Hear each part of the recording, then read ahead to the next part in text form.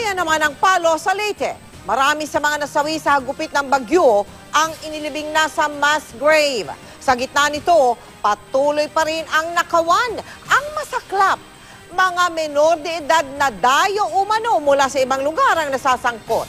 Nakatutok si June Veneracion live. June! Mel, muntik ng pagbabarilin ng mga miyembro ng Philippine Army ang isang grupo na pumasok sa isang bodega ng palay sa bayan ng Palo, Leyte. Dahil na rin sa timbre ng mga residente ng mga armadong rebelding NPA ang mga ito, pero suspect lang pala sa looting ang mga suspect. At karamihan sa kanila ay mga menor de edad at galing pa raw sa mga lugar na hindi naman masyadong apektado ng bagyong Yolanda. Nasa kamay, taas.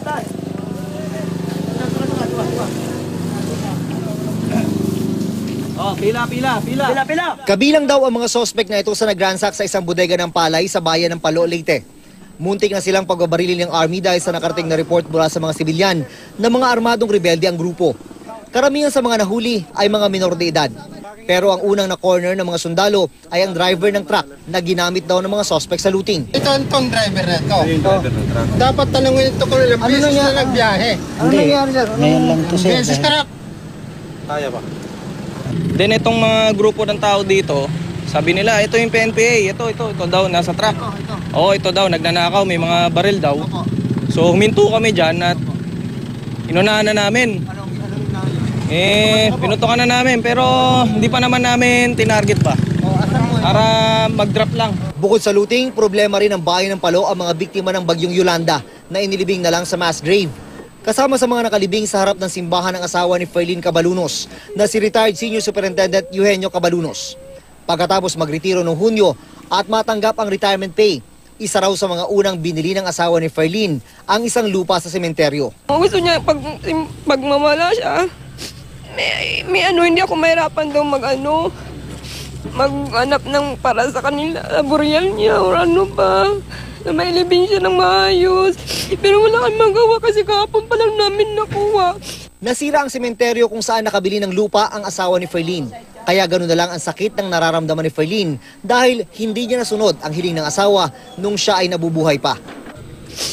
Hindi ko na sorry, hindi kita may libing doon sa lupa na na binili niya. Ayusin mo na lang doon.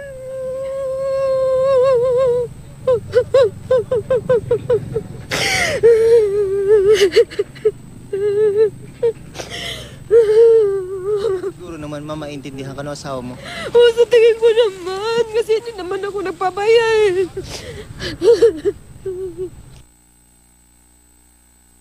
Pero hindi lang ang mga biktima ng bagyo ang nasa mass grave ng bayan ng Palo. Kanina isang matandang babae na namatay daw dahil wala nang mabiling gamot ang napasama sa mass grave ng barangay San Joaquin. Napapaiyak na lang kanyang mga kaanak habang inililibing ang matanda na mula sa isang may kayang pamilya. Wala na, dito lang.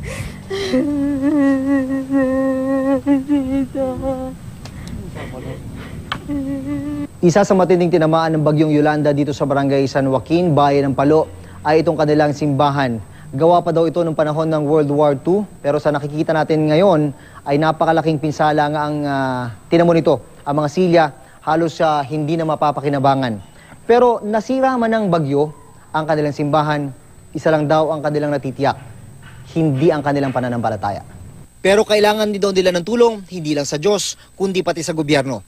Katiting na ayuda pa lang daw ang dumarating sa kanila, sabi ng kanilang barangay kapitan. Sa barangay San Joaquin, nasa 200 ang nakalibing sa mass grave. 150 ang na-identify. Ang 50 ay wala pang pagkakakilanlan.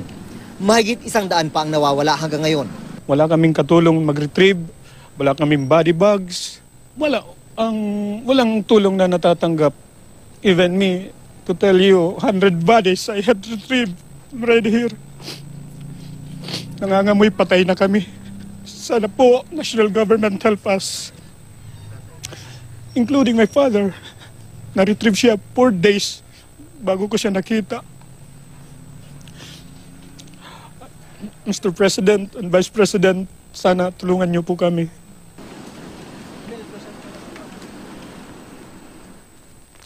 Mel, napakarami talagang mga nakakayak na kwento ang nabuo dahil dito sa bagyong Yolanda. Pero sabi nga ng mga nakausap nating survivor, Mel, ay anumang pagsubok ay kaya pong lampasan ng mga Pilipino. Mel, samantala ay sa ngalan po ng lahat ng bumubuo ng GMA News Team na nandito po ngayon sa Tacloban City, kami po ay taos-puso nagpapasalamat sa BRP Dagupan 551 ng Philippine Navy dahil simula po nung dumating tayo dito, sila na po ang kumupkup sa atin dahil napakahirap po humanap dito na maayos na matutulugan, Mel. Jun, kwento mo, bakit diyan kayo na tumutuloy? I would imagine, ano yun, barko ng Navy, is that correct, Jun?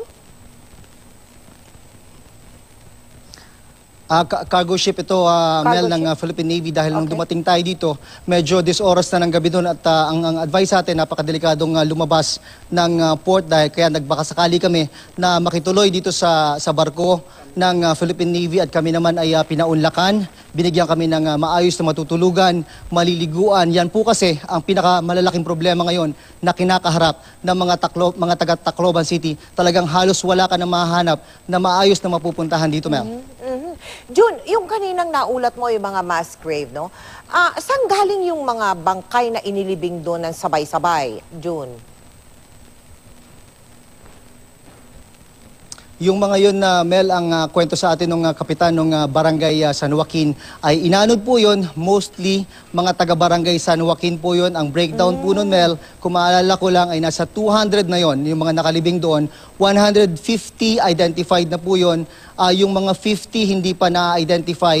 Ang nangyari daw kasi, Mel, itong harap nitong parish, yung kanilang parish, ay doon na lang po iniwan yung mga bangkay na yon at nagkakaroon na ng problema yung mga taga barangay San Joaquin. Kaya ninais na lang ng kanilang parish at maging ng mga lokal na pamahalaan na ilibing na lang at magdigap ng malalim na libingan at doon na lang ilagay yung mga nasawi nga dahil sa bagyong Yolanda, Mel. Maraming salamat sa iyo, Jun Veneracion.